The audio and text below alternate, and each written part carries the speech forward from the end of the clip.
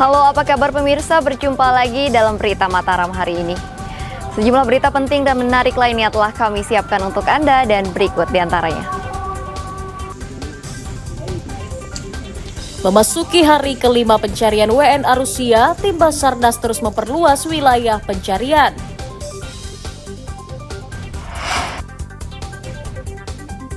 Seorang pemuda di Mataram diringkus warga karena mencuri ponsel di sebuah rumah kos. Jelang perhelatan MotoGP, belasan pembalap dijadwalkan berparade berkeliling kota Mataram untuk menyapa masyarakat. Bersama saya Rahayu Japar, inilah Berita Mataram selengkapnya.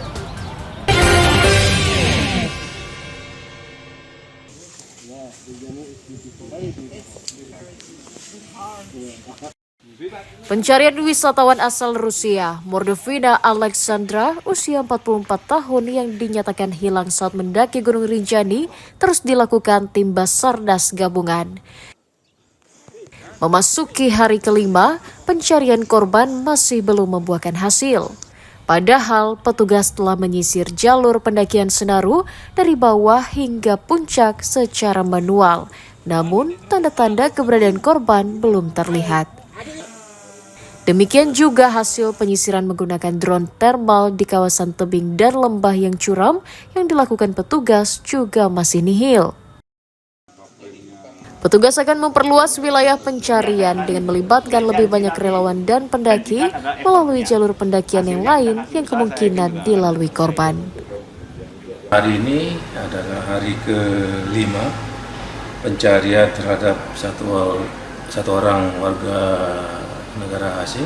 Lokasi pencarian yang direncanakan pertama adalah di jalur pendakian Pelawangan Senaru. Itu akan menyisir nanti mulai dari Pelawangan Senaru, nanti akan menggunakan drone thermal, nanti pemantau lewat udara, sehingga di tebing-tebing yang dicurigai itu akan dipantau oleh drone kita.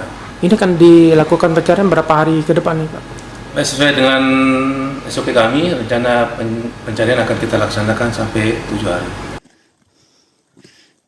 Tim Basarnas gabungan menargetkan pencarian korban selama 7 hari sesuai dengan standar operasional prosedur yang ditetapkan. Selanjutnya, keputusan itu akan dievaluasi pada hari ke-7, apakah pencarian akan diperpanjang atau tidak. Dari Kota Mataram, Emi Kusuma melaporkan.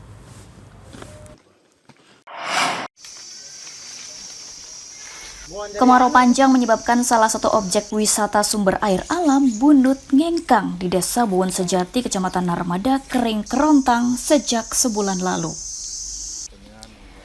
Kawasan wisata air yang terkenal dengan keindahan dan kesejukan alamnya tersebut kini seperti mati suri karena sepi pengunjung.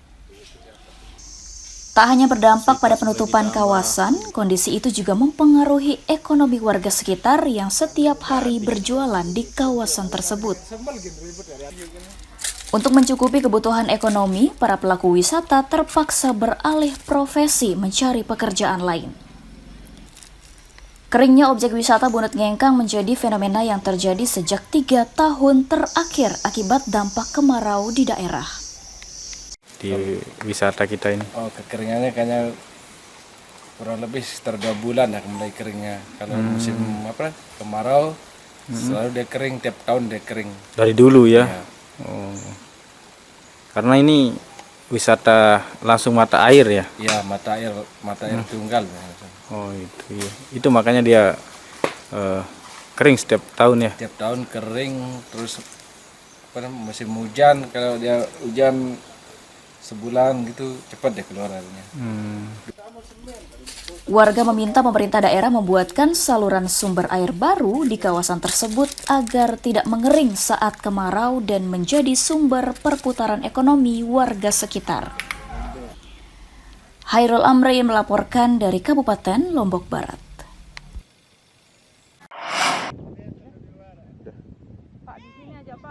Ratusan hektar lahan pertanian di Kabupaten Lombok Tengah kekeringan sejak memasuki musim kemarau 3 bulan lalu. Dinas Pertanian mencatat sebanyak 665 hektar lahan pertanian yang tersebar di 38 desa di 10 kecamatan mengering dan sulit ditanami. Dari jumlah itu, sebanyak 108 hektar yang ditanami dipastikan gagal panen. Untuk menyelamatkan tanaman yang tersisa, Pemda berupaya membantu warga dengan memberikan bantuan pompa air. Pemda juga mengupayakan penyaluran air melalui irigasi agar lahan pertanian tetap bisa digarap memasuki musim tanam berikutnya. Tanam kita 6.846 hektar menurut laporan BPD kami. Nah, dari 6.846 hektar ini yang pusu, jadi yang terkena pusu artinya gagal itu 108 hektar. Itu tersebar di beberapa kecamatan. Jadi yang bisa dipulihkan ada 557 hektar. Terpulihkan ini dengan pompanisasi maupun irigasi perpompaan. Karena kalau kita lihat yang terdampak itu memang di sana ada irigasi perpompaan kita maupun pompanisasi. Pemda Lombok Tengah berharap petani tetap produktif di musim kemarau dengan selektif memilih pola tanam agar tidak menyebabkan gagal panen. Lukmanul Hakim melaporkan dari Kabupaten Lombok Tengah.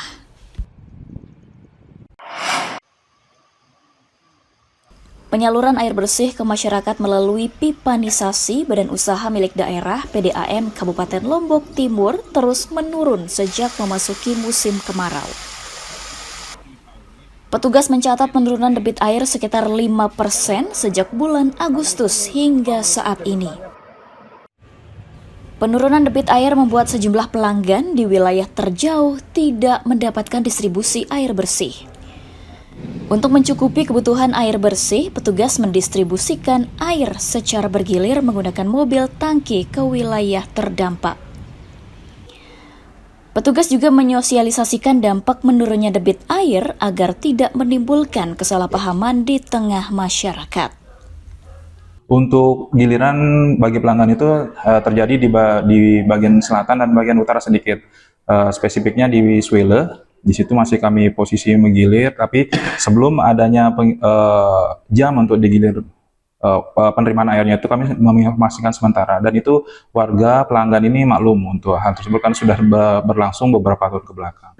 Untuk sumber kami yang terdata ada 23 sumber yang ada di Kabupaten Lombok Timur, untuk mencakup 32.729 pelanggan yang ada di Kabupaten Lombok Timur. Seperti apa Pak kondisinya? Ya alhamdulillah kalau normal, kalau setiap hari akan, tetapi maghrib sama pagi itu sukanya macet gitu.